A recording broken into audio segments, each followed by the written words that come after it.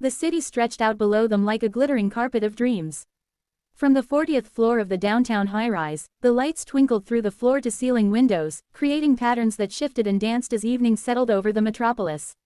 The restaurant hummed with quiet conversation, the gentle clink of silverware against fine china, and the soft rustle of evening wear. Sarah adjusted her cream-colored dress as she stood near the curved windows, watching the world below. The fabric felt smooth against her skin, and she had chosen it carefully for this evening. Her blonde hair caught the warm light from the restaurant's amber fixtures, creating a soft glow around her face.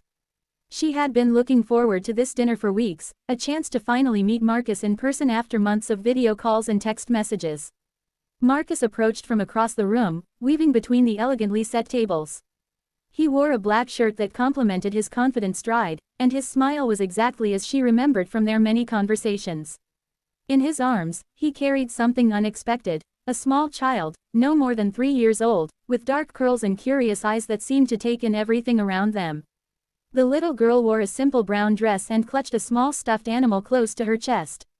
Her presence was both surprising and somehow perfectly natural, as if she belonged exactly where she was, safe in Marcus's protective embrace.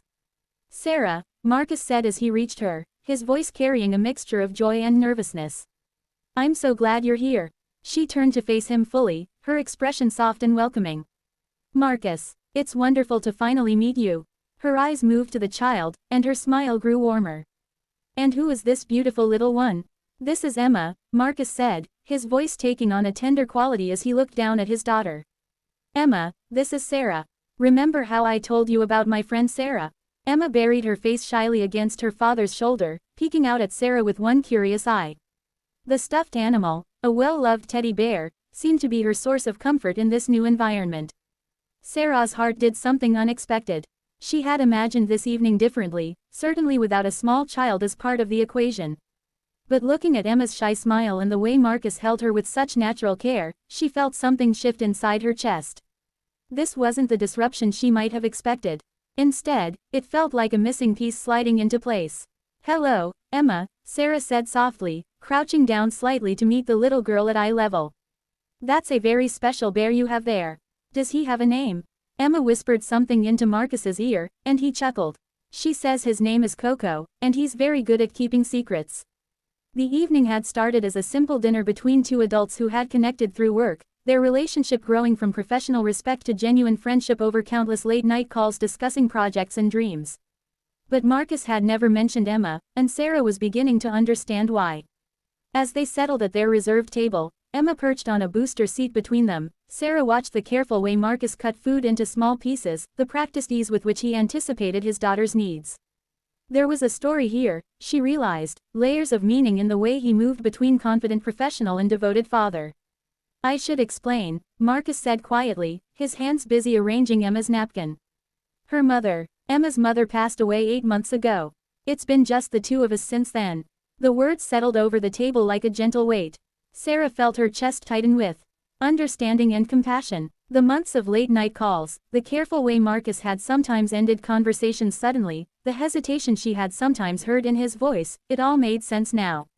"I wasn't sure how to tell you," he continued, his eyes meeting hers across the table. "Dating, or even thinking about it, feels complicated when you have a little person depending on you completely. Emma comes first, always. And I didn't know if I would understand," Sarah finished softly. Marcus nodded, vulnerability clear in his expression. Emma had found a crayon somewhere and was carefully coloring on the paper placemat, her tongue peeking out in concentration. Sarah reached across the table and placed her hand gently over his.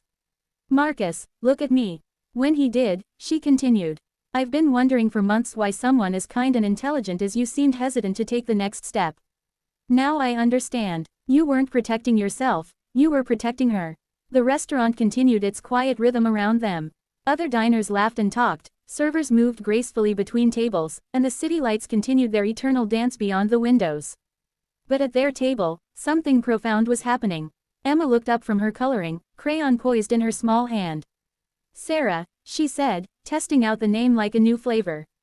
"Do you like bears?" Sarah's smile was radiant. "I love bears. Coco looks like he's been on many adventures."